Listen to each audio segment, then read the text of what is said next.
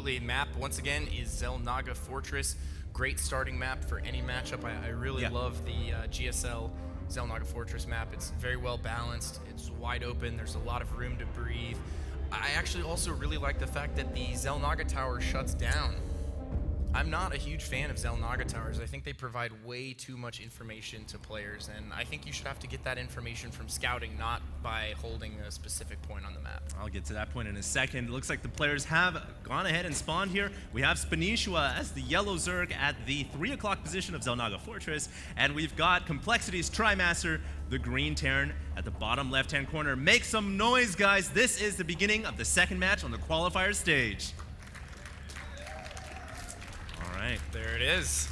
So Spanishiwa, one of those players, he's very well known for the Spanishiwa build, which is that gasless, heavy Ling into Infestor style with good upgrades.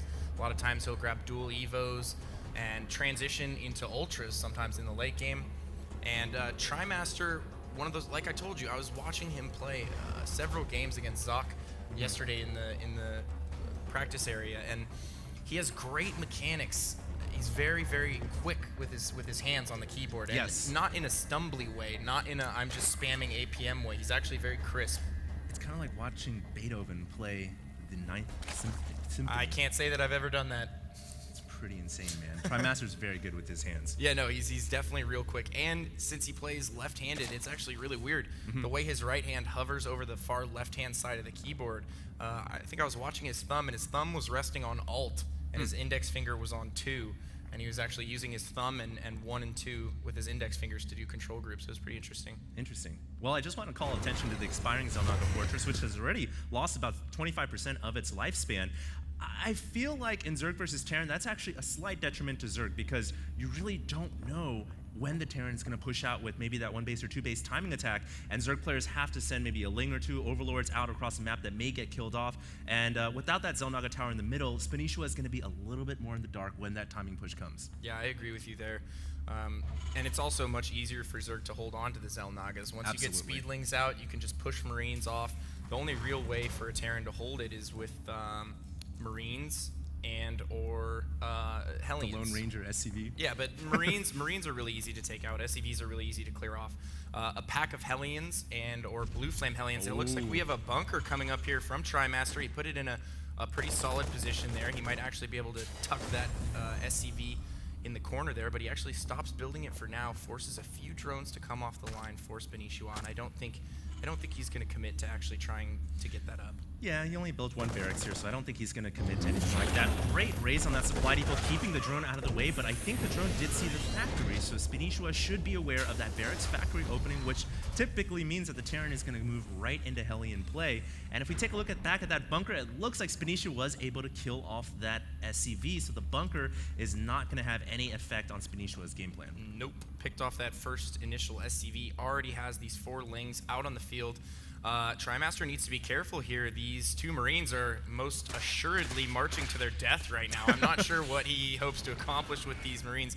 There we go. He's going to pull them back now, but they might actually get tracked down. The Zerglings are onto their scent.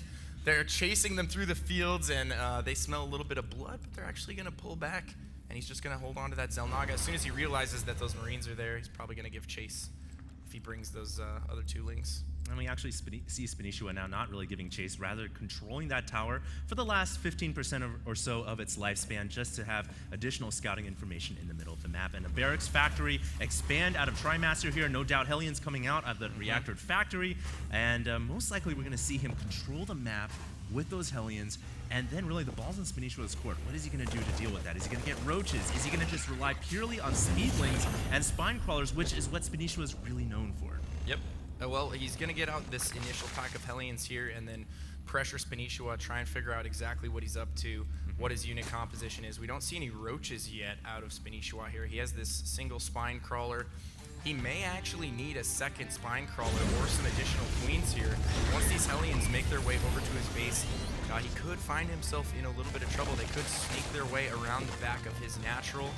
They could just, run by that spine crawler entirely, but speed is about to finish here, and he does have 11 Zerglings ready and waiting above the ramp. And Spanishiwa is very good about keeping a queen on the ramp, connecting the main and the natural at the very last second as well. He's very clutch about that, which of course prevents the Hellions from running inside the main.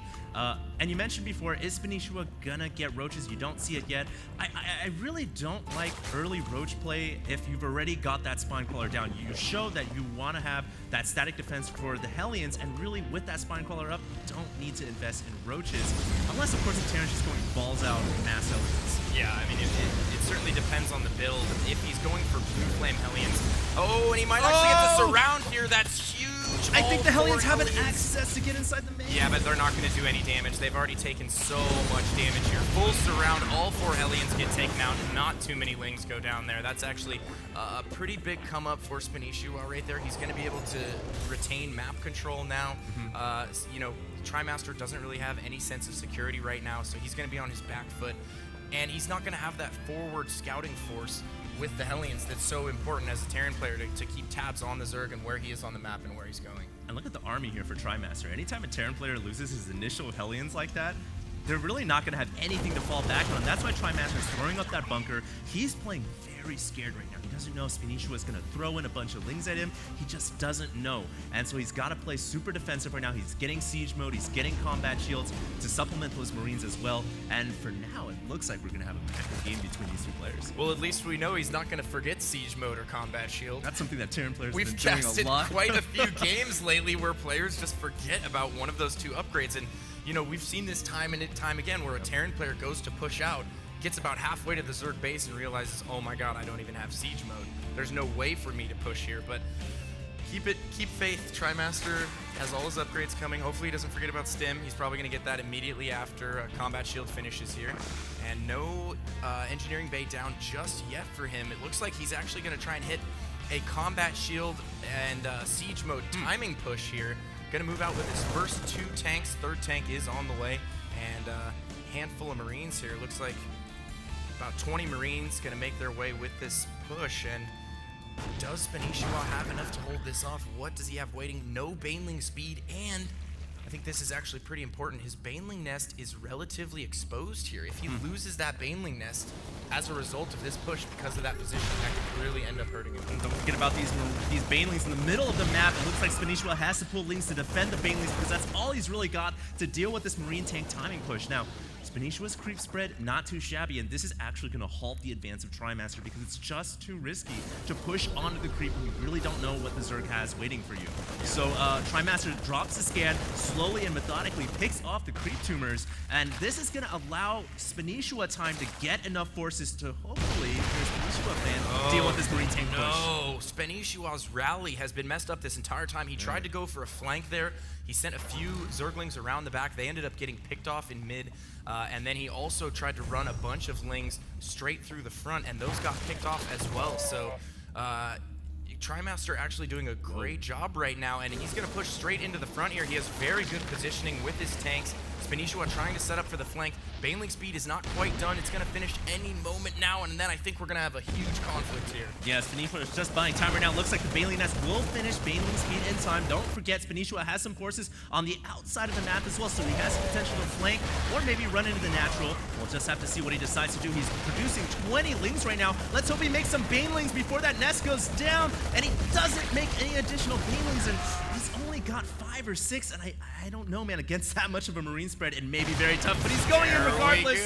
Does he have enough to break this Marine tank contain? It looks like Baneling speed has kicked in, and it looks like he is going to have enough to kill off the tanks and Marines. Yeah, he finally gets rid of that push, but I think some significant damage was done there by Trimaster. Yes, he lost his push, but he has held Spanishiwa to 2 base this entire time.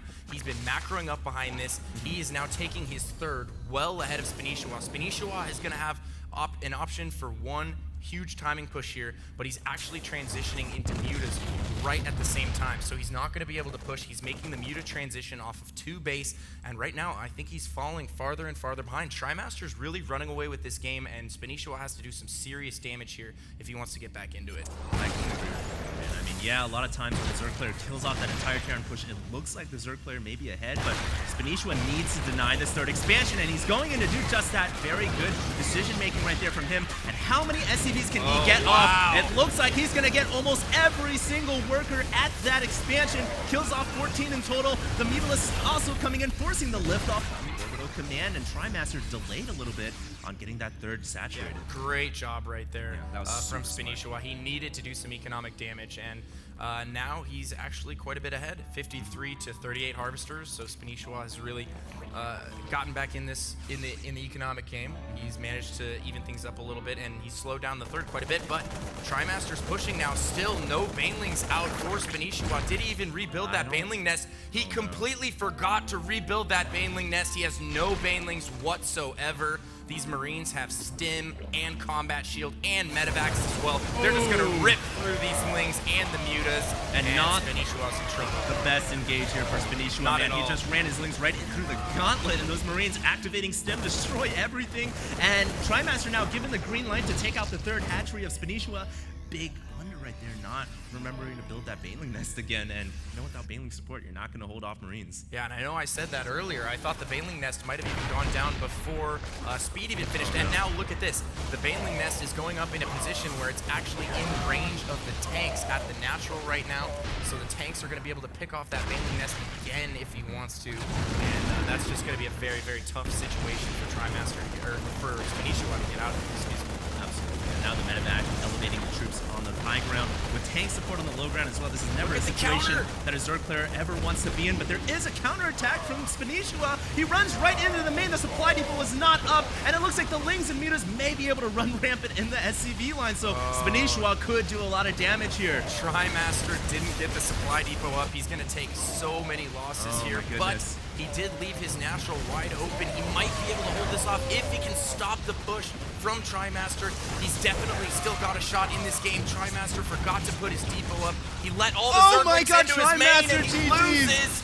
What a comeback from Spanishiwa right there. Oh man, Trimaster must be kicking himself in the head. Well, Trimaster certainly had a slight edge